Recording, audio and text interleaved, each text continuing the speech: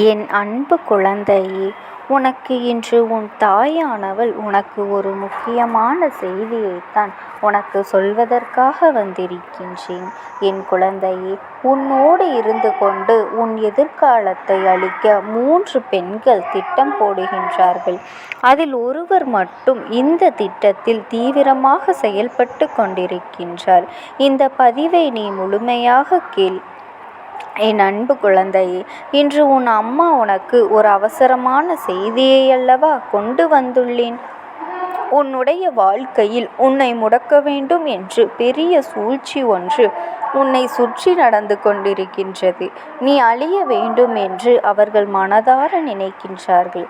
அவர்கள் யார் என்றும் எதற்காக இப்படி செய்கின்றார்கள் என்றும் அம்மா உனக்கு தெளிவாக சொல்கின்றேன்.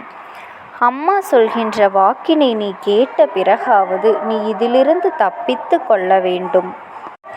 என் தங்கமே, எதுவாக இருந்தாலும் உன் அம்மா நான் உள்ளதை தான் சொல்கின்றேன். அதற்கு முன்பாக நீ உன் அம்மா என் வாக்கினை கேட்டு முடிக்கும் முன்பே பகிர்ந்து இந்த தாயானவள் உன் வாழ்க்கையில் என்ன பங்கினை வகிக்கிறார் என்பதனை நீ புரிந்து கொள்ள வேண்டும் அல்லவா? சூழ்ச்சி வலைகளை எளிதாக அவர்கள் பின்னிவிடலாம். ஆனால் உன்னை நெருங்குவது என்பது நிச்சயமாக முடியாத ஒரு காரியம் அல்லவா? இந்த அம்மா உன்னோடு துணை நிற்கும் பொழுது அவர்கள் அத்தனை எளிதாக உனக்கு இது போன்ற காரியங்களை எல்லாம் செய்துவிட முடியாது. உன்னை சுற்றி ஒருவர் செய்கின்ற விஷயங்களை தெரிந்து கொள்ள வேண்டியது உனக்கு மிகவும் அவசியமான ஒன்று. என் பிள்ளையே, அதைத்தான் உன்னிடம் தெரிவிப்பதற்காக உன் அம்மா நான் வந்திருக்கின்றேன். அதனால் உனக்கு இன்று இந்த விஷயத்தை தெரிந்துவிட வேண்டும் என்று வந்திருக்கின்றேன். எந்த நேரத்திலும் நம்மோடு இருக்கின்றவர்கள், நம்மை சுற்றி இருக்கின்றவர்கள் ஆயினும் யாராக இருந்தாலும் சரி, எந்த நேரத்தில் நம் மீது எந்த விஷயங்களை தேவையில்லாமல் செய்வார்கள் என்று நமக்கு தெரியாது. அந்த பக்குவத்தை எப்பொழுதுமே உனக்குள் வைத்திருக்க வேண்டும்.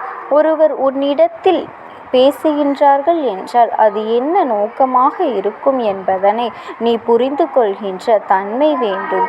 என் குழந்தையே, அந்த தன்மை உனக்குள் இருக்க வேண்டும். உன் இல்லத்தின் அருகில் இருக்கின்ற ஒருவரால், அதாவது உனக்கு மட்டுமல்ல உன் குடும்பத்திற்கே ஒரு சூழ்ச்சி வலைகளை பின்னிப்பட்டு கொண்டிருக்கின்றார்கள்.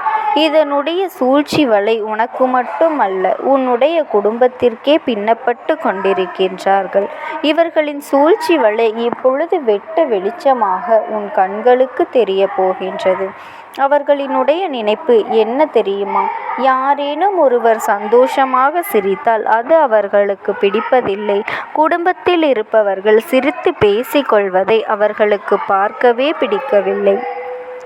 யாரேனும் உன் குடும்பத்தில் சத்தமாக சிரித்துவிட்டால் உடனே அவர்கள் அங்கே புழுங்கிக் கொண்டிருக்கின்றார்கள். என்ன சத்தம், இப்படியெல்லாம் சிரித்து கொண்டிருக்கின்றார்கள் என்று மனதிற்குள் நினைக்கின்றார்கள். இதே சத்தம் அவர்கள் இல்லத்தில் நடந்தால் அது அவர்களுக்கு இனிமையாக இருக்கின்றது. உன்னுடைய இல்லத்தில் நடந்தால் அது அவர்களுக்கு பிடிக்கவில்லை. அப்படி என்றால் இதற்கு ஒரே ஒரு காரணம் மட்டும்தான் இருக்கின்றது.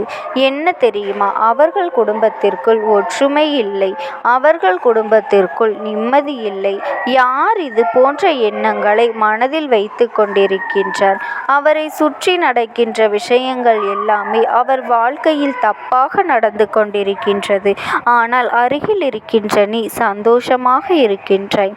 உன்னுடைய குடும்பத்தில் எப்பொழுதும் சந்தோஷம் இருந்து கொண்டிருக்கின்றதே என்பதை பார்த்து அவர்கள் வயிற்றெரிச்சல் படுகின்றார்கள். இது ஒன்றுதான் காரணமே இன்றி வேறு எதுவுமே கிடையாது என் தங்கமே. அதனால் உன்னுடைய சந்தோஷத்தை என்ன செய்ய வேண்டும் என்று அவர்கள் நினைக்கின்றார்கள். என் குழந்தையே, மற்றவர்களுக்கு நீ சந்தோஷமாக இருப்பது போல தோன்றினால் உன்னுடைய குடும்பத்தில் இருக்கின்ற பிரச்சனைகள் எல்லாம் உனக்கு முன்பாகி போய்விடும். உன்னுடைய சந்தோஷத்தை என்ன செய்ய வேண்டும் என்று அவர்கள் நினைக்கின்றார்கள். என் தங்கமே, மற்றவர்களுக்கு நீ சந்தோஷமாக இருப்பது போல தோன்றினால் உன்னுடைய குடும்பத்தில் இருக்கின்ற பிரச்சனைகள் எல்லாம் உனக்கு முன்பதாகி எனக்கு தானே தெரியும், அவர்கள் அதையெல்லாம் அறிந்திருக்கவில்லை என்று. ஆனால் உன் குடும்பத்தில் இருக்கின்ற சந்தோஷத்தை பற்றி மற்றும் அவர்கள் அறிந்து வைத்திருக்கின்றார்கள், அனைத்தையும் தெரிந்து வைத்திருக்கின்றார்கள். என் தங்கமே, அங்கு மனவேதனை அதனை கண்டு அடைந்து கொண்டிருக்கின்றார்கள். ஒன்றை நன்றாக புரிந்து கொள். இது போன்றவர்கள் தன்னுடைய குடும்பத்தை எல்லாம் எப்பொழுதுமே அவர்களுடைய குடும்பத்தை விட நல்ல நிலைமைக்கு கொண்டு வர வேண்டும் என்பதில் அவர்களுடைய எண்ணம் இல்லாமல் உன் குடும்பத்தை எப்படியும் அழிக்க வேண்டும் என்பதில் அதிக கவனம் இருக்கின்றது. அப்படி என்றால் இவர்கள் எந்த நேரத்திலும் எந்த ஒரு விஷயத்தையும் செய்ய துணிந்தவர்களாக இருப்பார்கள். என் குழந்தை, இவர்கள் இது போன்ற வேலையை செய்கின்றார்கள் என்றால் நான் இப்போதே சொல்லிவிட்டேன். நீ அவர்கள் யார் என்பதை நிச்சயமாக புரிந்து கொள்வாய். வரும் காலத்தில் உன்னுடைய இல்லத்திற்குள் உன்னுடைய உறவு ஒருவர் வந்தார். அந்த உறவு உன் இல்லத்திற்கு வந்தது இவர்களுக்கு பிடிக்கவில்லை. அது மட்டுமல்லாமல் அந்த உறவானது உன் இல்லத்திற்குள் வந்தால் யார் அந்த உறவோடு சண்டையிடுவார்கள்? அவர்களிடம் சென்று இவர் இந்த இடத்திற்கு வந்தார் என்று சொல்லிவிட்டால் அதனால் இல்லத்திற்கு வந்து அவர்களின் உறவிற்கும் அவர்களுக்கும் இடையே பெரிய பிரச்சனையே நடந்தேறியது.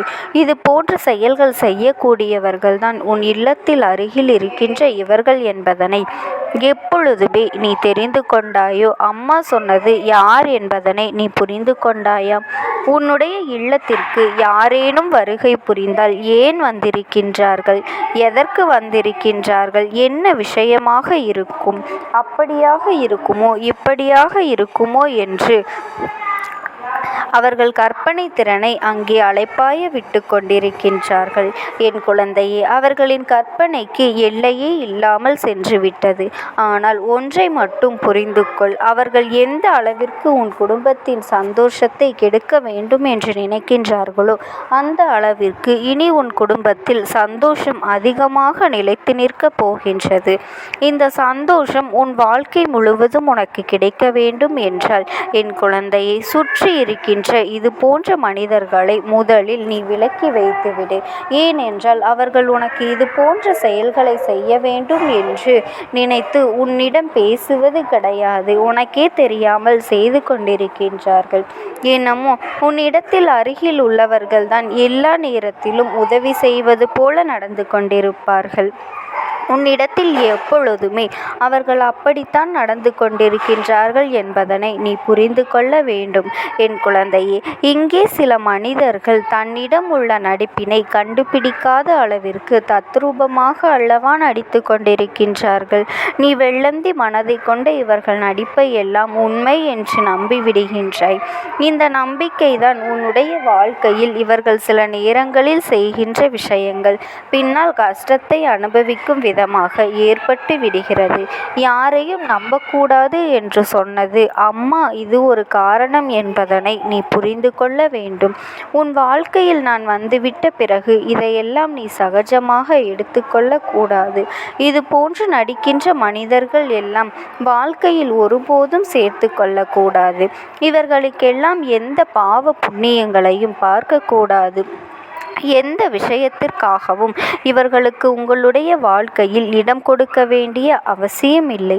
ஒரு நாள் அவர்கள் வாழ்க்கையை கெடுக்க வேண்டும் என்றுதான் நினைப்பார்கள் தவிர நல்லபடியாக திருந்தி வாழ வேண்டும் என்று ஒருபொழுதும் நினைப்பது கிடையாது. உன் மனதில் இருக்கின்ற எண்ணங்கள் எல்லாம் அவர்களுக்கு ஒருபோதும் புரிய போவதும் இல்லை. அதனால் என் அன்பு குழந்தையே, நீ யாரிடம் எப்படி பழக வேண்டும் என்பதை தெரிந்து கொண்டு பழகு. இந்த அம்மாவினுடைய அன்பும் ஆசீர்வாதங்களும் உனக்கு எப்பொழுதும் முழுமையாக கிடைத்து கொண்டே இருக்கும். ஓம் சக்தி. ஓம் ஆதிபரா சக்தி.